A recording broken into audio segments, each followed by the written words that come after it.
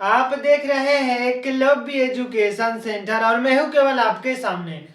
और इस एपिसोड में आपका हार्दिक स्वागत एवं अभिनंदन है। तो चलिए इस एपिसोड का शुरुआत करते हैं और हमारे सामने एक बेहद ही महत्वपूर्ण प्रश्न है। 79 नंबर प्रश्न है। 79 नंबर प्रश्न कर रहा है कि 80 छात्रों की एक कक्षा में 40% लड़कियां हैं। यानी 80 छात्रों की एक कक्षा है, जिस कक्षा में 80 छात्र हैं, उस 80 छात्रों में से 40% लड़कियां हैं और शेष लड़के हैं।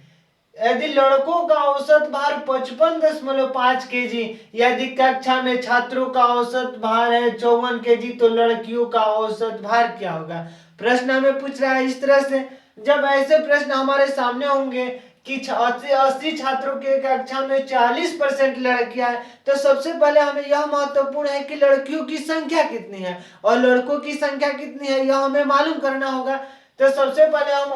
हम जानते हैं कि 80 छात्रों की कक्षा में, तो 80 का अगर 40% की बातें करेंगे कि 80 छात्रों में से 40% का मतलब क्या होता है, तो 80 गुणे अगर 40 कर देते हैं तो हम यहाँ पर ऐसे कर देते हैं। तो लड़कियों की संख्या बराबर कह सकते हैं लड़कियों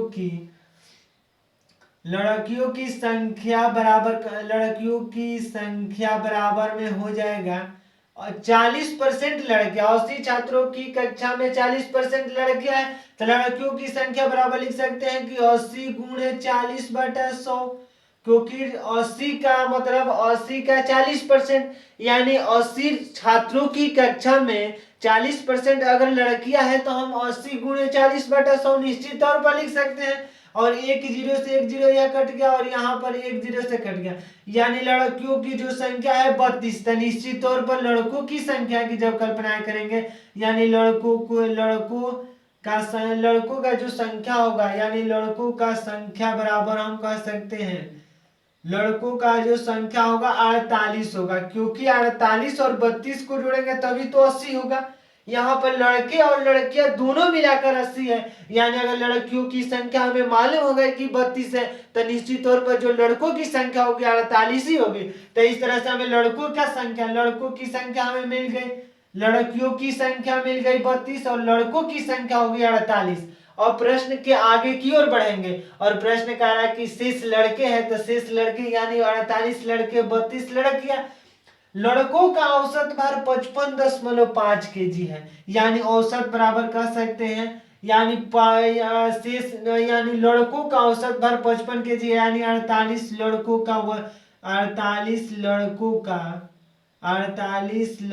का वजन का योग, 48 लड़कों का वजन का जब योग की बातें करेंगे, वजन का योग बराबर में हो जाएगा 48 लड़कों का वजन, 48 लड़कों का वजन का योग हो जाएगा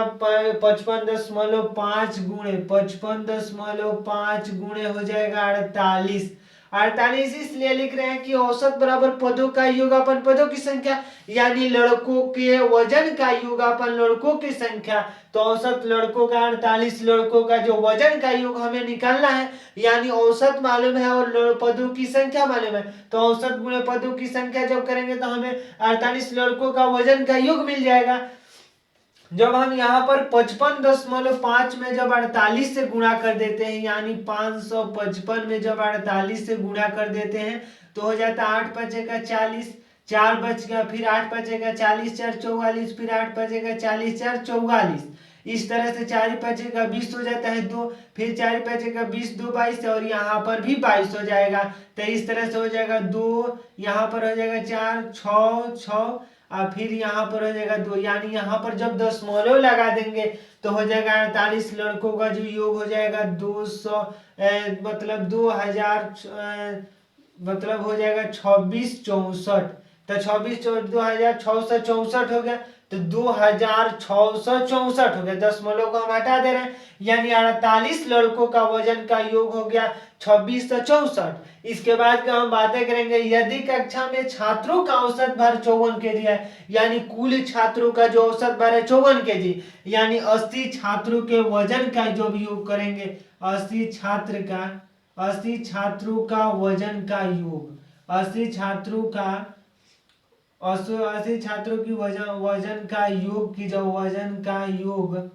वजन का योग बराबर में कह सकते हैं 80 × 54। 80 × 54 हम इसलिए लिख रहे हैं क्योंकि हमें औसत भार मालूम है। औसत भार 54 kg और कुल लड़कों की संख्या यानी कुल छात्रों की जो संख्या 80 छात्र हैं और 80 छात्र में अगर 40% लड़कियां हैं यानी 32 लड़के और 48 लड़के हैं, यानी जब 80 छात्रों के वजन का योग की जब कल्पनाएं होंगी तो 80 × 54 और 80 × 54 का मतलब होता है 80 × 54 करेंगे तो 4 0 0 हो जाएगा और यहाँ पर हो जाएगा 8 चौका 32, फिर करेंगे 0 और 8 बचेगा 40 होता है तो हो जाएगा 0, यहाँ पर 2, यहाँ पर 3 और यहाँ पर 4, तो हो जाएगा 2320 यानी 80 छात्रों के जो वजन का योग हो जाएगा 4320। तो 4320 हम लिख दे रहे हैं यानी यहाँ पर 4 0 0 और चौका 32, यहाँ पर 0 और 8 बचेगा 40 तो 0 2 3 4 तो हो जाएगा 43। 80 छात्रों के जो वजन का योग हो जाएगा 4320 और यहाँ पर 48 लड़कों का वजन का योग हमें मालूम चल गया। तो हम लड़कियों का जो वजन की जब बातें करेंगे कि लड़कियों का वजन बराबर यानी 32 लड़कियों का जो वजन हो जाएगा हम इसमें से अगर घटा देते हैं यानी 32 लड़कियों का वजन, 32 लड़कियों का वजन का योग की जब बातें करेंगे 32 लड़कियों का, 32 लड़कियों की वजन का योग,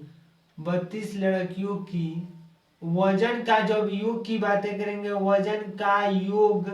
बराबर में हो जाएगा यहाँ पर घटा देंगे यानी कुल जो 80 छात्रों के जो वजन का योग है 4320 है, 4320 है तो 4320 और इसमें से लड़कों के वजन का योग मालूम है 2664 यानी लड़कों का जो वजन हम निकाल देंगे कुल छात्रों में से, कुल छात्रों के वजन का योग है 4320, जब लड़कों का वजन का योग मालूम है 2664 तो जो वजन बच जा रहा है यानी 4320 में से जो वजन बच जाएगा लड़कों के निकालने के बाद तो वही लड़कियों का वजन हो जाएगा। यानी अगर 10 में से 4 जाएगा 6 और यहाँ पर बचे 11, 11 में से 6 जाएगा 5 और यहाँ पर मान लीजिए अगर यहाँ पर बच गया फिर 12 और 12 में से 6 जाएगा 6, तो इस तरह से हम लिख देते हैं। यहाँ पर बचा यहाँ 3 और 3 में से 2 जाएगा 1 यानी कह सकते हैं 6 4 10 0, 6 5 11 1 12, फिर 6 6 12 1 13, 3 और 1 4 यानी 1656 यानी 32 लड़कियों की जो वजन का योग हो जाएगा 1656। तो 1656 तो औसत बराबर जब हम बातें करेंगे 32 लड़कियों का, यहाँ पर पूछ रहे तो लड़कियों का औसत भार यानी औसत भार बराबर में हो जाएगा 1656 बाटा में हो जाएगा 32 क्योंकि लड़कियों का जो भार का योग हो जाएगा 1656 क्योंकि 80 छात्रों के जो वजन का योग है 4320 और 48 लड़कों का वजन का योग है 2664। तो जो वजन अगर हम इसमें से कुल छात्रों में से अगर लड़कों के वजन का निकाल देंगे तो केवल लड़कियों का वजन बच जाएगा और लड़कियों का जो वजन हो गया है 1656 और 1656 यानी लड़कियों के वजन का योग बाटा में लड़कियों की संख्या। तो यहाँ पर 1656 में जब हम 32 से भाग दे रहे हैं यानी 1656 में जब 32 से भाग दे रहे हैं तो 30 बचेगा 150 यानी हो जाएगा यहाँ पर 160, 30 बचेगा यहाँ पर हम ऐसे भी कर सकते हैं तो 2 बचेगा 10, 1 बचेगा 5 3 15 160, 160 भी यहाँ पर भी आ चुका है तो 160 यानी यहाँ पर 5 हो जाएगा और यहाँ पर 56। तो करेंगे तो 32 दूनी का 64 होता है तो इस तरह से 2 बार में नहीं जाएगा एक ही बार में जाएगा तो 32 लिख दे रहे हैं और यहाँ पर बच गया 4 और यहाँ पर बच गया 2, फिर दशमलव अगर लगा देते हैं यहाँ पर तो हो जाएगा, अगर 3 से गुणा कर देते हैं तो हो जाए 3 से गुणा कर देंगे तो 8 का 24 तो यहाँ पर अधिक हो जाएगा या मतलब 30, अगर 32 में अगर हम गुणा कर देते हैं 8 से तभी नहीं होगा, 7 से कर दे रहे हैं तो 7 दूनी का 14 2 1 बच गया यहाँ पर 7 दूनी का 14 1 और 17 का 21 21 1 22 यानी 224। तो इस तरह से होगा 51.7। तो यहाँ पर जब 224 लिखेंगे तो हो जाएगा यहाँ पर अगर 6 बच गया और यहाँ पर बच गया 2 तो इस तरह से हो गया 6, यहाँ पर बच गया 1 यानी 3 में से 2 जाएगा तो 16 तो 51.7। इस तरह से यहाँ पर लिख सकते हैं 51.7 यानी 7 दूनी का 14 और 17 का 21 1 22 तो 51.7 आएगा। नहीं तो अगर एक बार और करेंगे तो 51.8 आ सकता है। 7 की जगह पर 7 के बाद अगर कुछ आता है तो 8 कर सकते हैं इसको विकल्प में। तो आइए एक बार विकल्प को देख लेते हैं कि आखिर विकल्प क्या कहता है। और 79 नंबर प्रश्न है।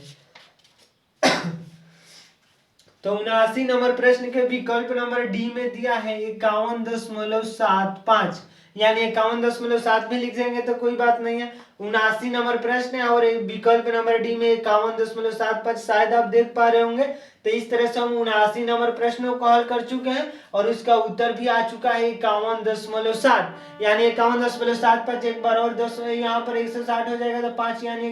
यानी 160 करेंगे तो 32 5 160 होता है। तो इस तरह से हम यहाँ पर 5 भी लिख सकते हैं और यहाँ ऐसे भी लिखते हैं तो कोई बात नहीं है। तो इस तरह से हम 79 नंबर प्रश्नों को हल कर चुके हैं। तो आज के इस एपिसोड में बस इतना ही। अगर आप हमारे चैनल के साथ नए जुड़े हैं तो हमारे चैनल को कर दीजिए सब्सक्राइब, ताकि हमारे द्वारा अपलोड किया गया हर वीडियो आपके पास सबसे पहले पहुंच जाए। तो धन्यवाद, थैंक यू।